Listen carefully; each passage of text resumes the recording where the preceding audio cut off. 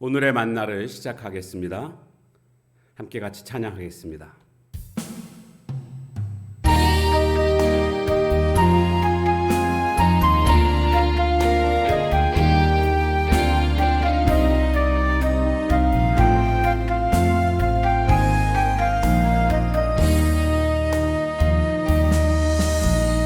잃어버린 나의 눈물을 찾게 하소서. 꺼져만 가는 열정을 다시 태우소서. 주님과의 첫사랑을 회복시키소서. 주 발 앞에서 무릎 꿇어 부르짖게 하소서. 찬양할 때 내 영이 춤추게 하소서. 내 삶으로 주의 영광을 드러내게 하소서. 예배할 때 내 영이 기쁘게 하소서. 내 온몸이 주의 향기로 가득하게 하소서. 회복시키소서. 상한 나의 마음을 주님 앞에 정결하게 일어설 수 있도록 회복시키소서. 지친 나의 모습을 주님 앞에 정결하게 나아갈 수 있도록.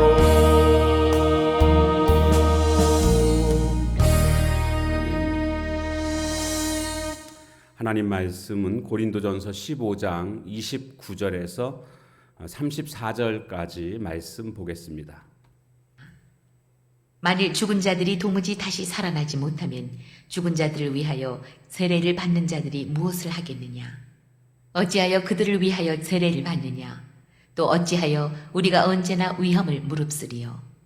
형제들아, 내가 그리스도 예수 우리 주 안에서 가진 바 너희에 대한 나의 자랑을 두고 단언하노니 나는 날마다 죽노라. 내가 사람의 방법으로 에베소에서 맹수와 더불어 싸웠다면 내게 무슨 유익이 있으리요? 죽은 자가 다시 살아나지 못한다면 내일 죽을 터이니 먹고 마시자 하리라. 속지 말라. 악한 동무들은 선한 행실을 더럽히나니 깨어 의를 행하고 죄를 짓지 말라. 하나님을 알지 못하는 자가 있기로 내가 너희를 부끄럽게 하기 위하여 말하노라. 아멘.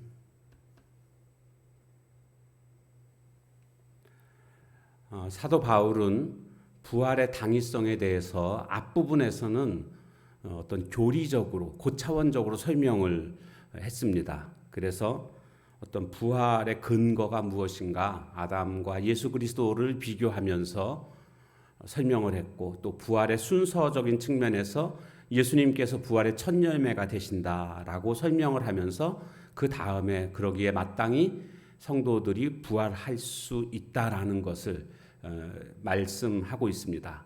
또 부활의 그 결과 만물을 예수의 발 앞에 복종케 하셨고, 예수님은 그 만유를 하나님께 드리고 예수님조차도 하나님께 복종하심으로 말미암아 오늘 만유에 속해 있던 오늘 우리들도 하나님의 완전한 다스림 안에 들어가게 된 것이고, 그로 말미암아 죄와 슬픔, 부패, 괴로움, 이 모든 것들이 완전히 해방되는 그런 오늘 우리가 된다. 이런 식으로 신학적으로 교리적으로 부활의 당위성에 대해서 변호를 했습니다. 오늘 본문은 그런 것과 또 비교해서 현재의 삶 속에서 부활의 당위성을 연결시키고 있는 이런 모습이 나타나고 있습니다.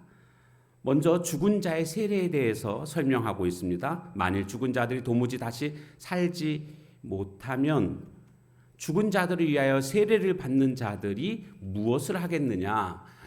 그러니까 죽은 자, 믿지 않고 죽은 자들을 구원하기 위해서 대신 다른 사람이 죽은 자를 위해서 세례를 받는 그런 풍습이 있었습니다. 이것이 옳다라는 것을 말하는 것은 아니고요. 이때 당시에 이런 풍습이 있었습니다. 그런데 부활을 믿지 않는 자들 중에도 이 풍습에 따라서 대신 세례를 받는 이런 사람들이 있었던 것 같습니다. 그래서 바울은 그들에게 말하는 겁니다.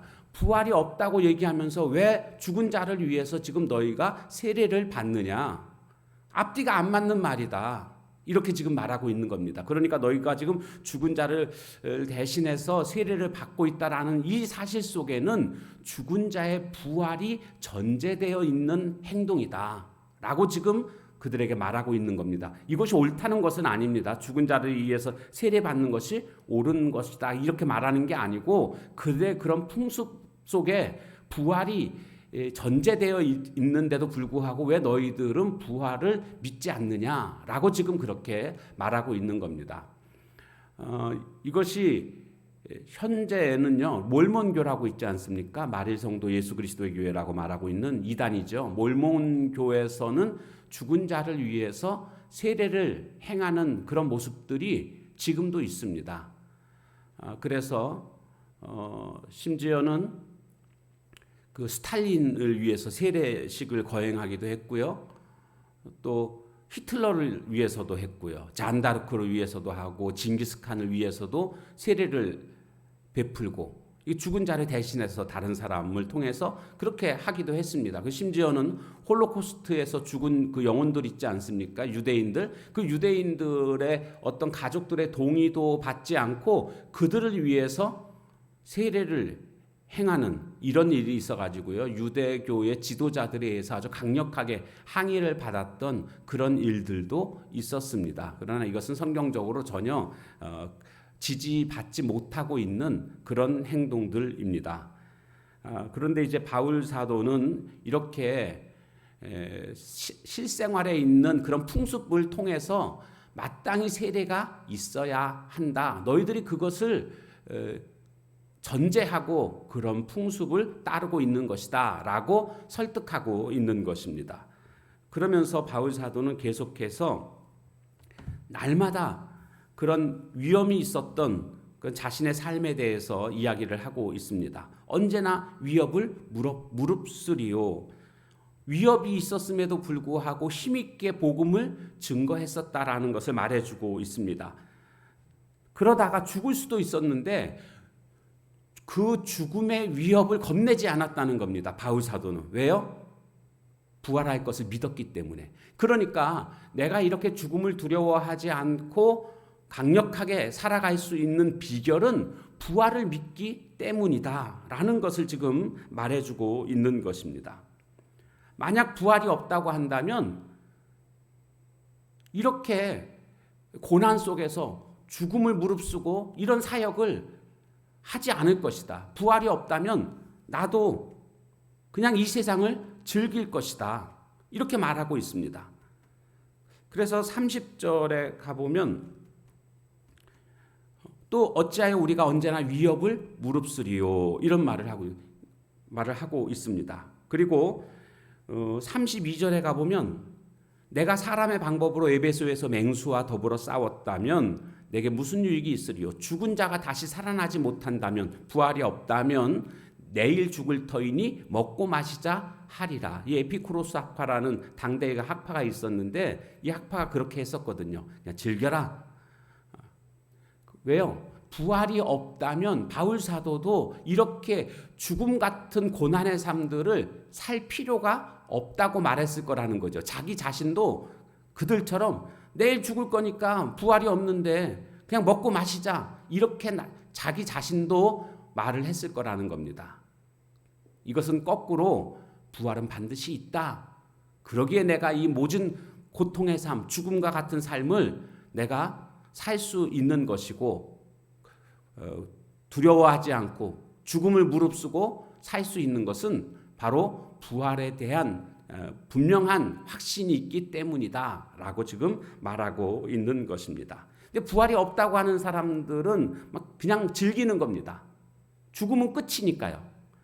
그러다 보니까 그것은 곧 죄를 범하는 삶으로 연결되고 있습니다. 심판대 이게 그들의 개념 속에는 없거든요. 마지막 심판이라는 게 없기 때문에 방탕하게 살아가게 됩니다. 그래서 바울 사도는 속지 말라. 악한 동무들은 선한 행실을 더럽히나니 이렇게 말하고 있습니다.